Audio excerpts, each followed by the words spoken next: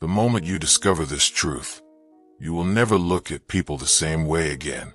Most people spend their entire lives misunderstanding one foundational law of human behavior. They think loyalty is tested in moments of loud, public defense.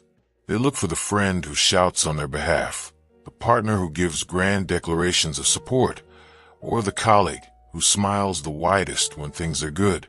But the human brain rarely behaves rationally. There is an unusual, almost chilling observation in animalistic psychology known as the silent funeral. It is not a physical event. It is a calculated psychological state, a sudden, deliberate withdrawal of your presence, your availability, your compliance, and your explanations. It is the moment you close the storefront of your energy and watch who complains about the lack of free samples. But here is where most people make a critical mistake. They think that when they pull away, people will notice the vacancy and rush to fill it out of love. The disturbing part is what happens next. Consider a respected executive we will call David. For 7 years, David was the structural spine of his regional firm.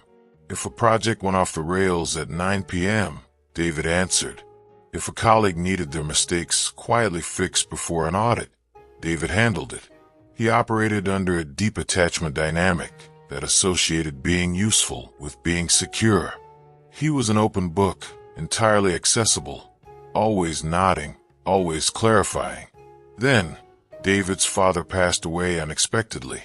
For the first time in nearly a decade, David went completely dark. No texts, no polite explanations, no reassurance that he would be back by Monday. Total, unreadable silence. At first, this sounds irrational.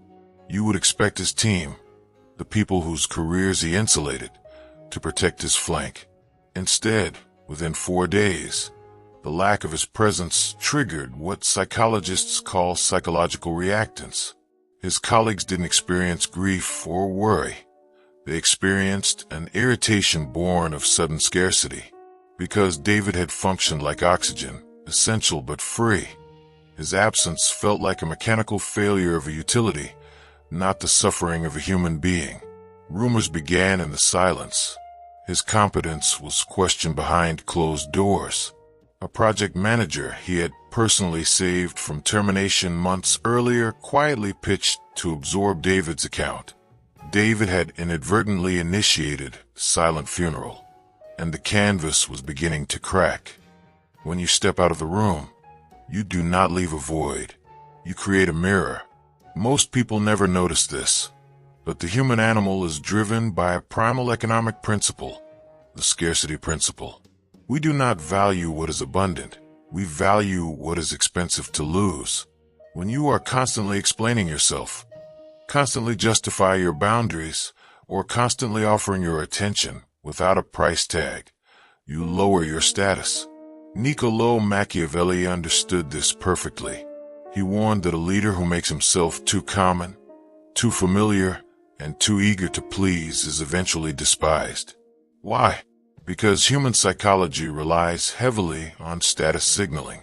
If you are always accessible, you signal that your time has no alternative buyers. You become a discount commodity. Let us look at a different dynamic, a relationship example. Imagine Elena, a brilliant independent designer who spent 3 years transforming her lifestyle to support a partner's struggling business venture. She managed his emotional volatility, anticipated his financial anxieties, and constantly shored up his fragile self-esteem.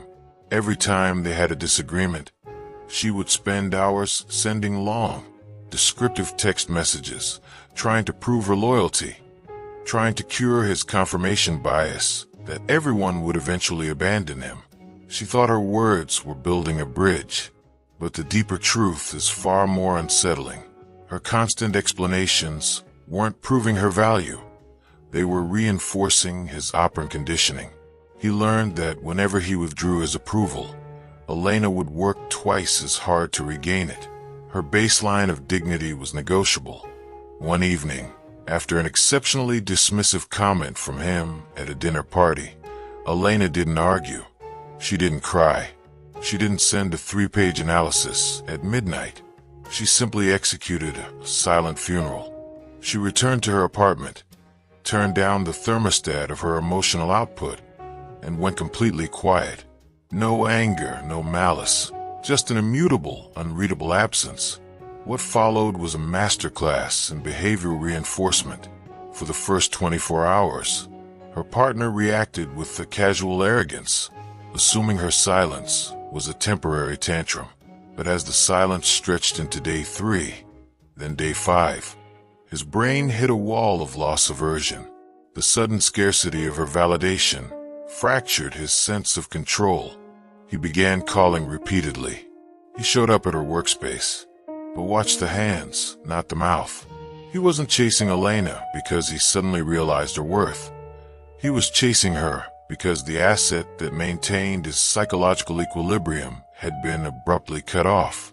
Her silence had forced him into a state of severe cognitive dissonance. He could no longer view her as an easily consumed resource. She had become rare. She had become expensive.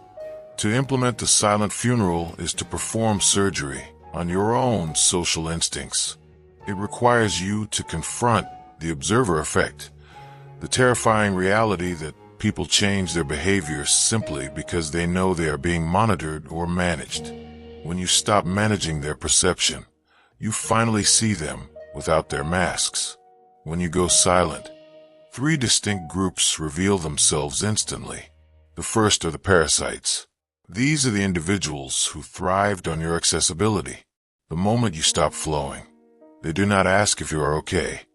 They get angry that the utility has been shut off. They will call you cold. They will call you changed. They will accuse you of being distant to gaslight you back into submission.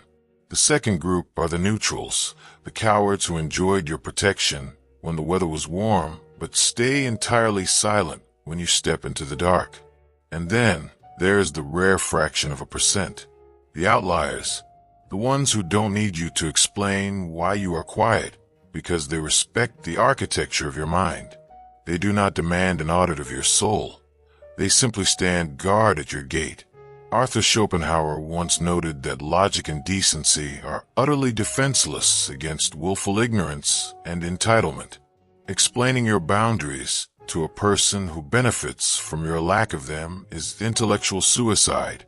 If someone leaves your text on read for days, or makes a calculated joke at your expense in public, your instinct is to push back, to argue, to restore your frame.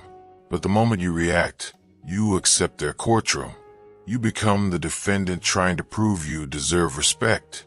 The silent funeral cuts the strings of the puppet master.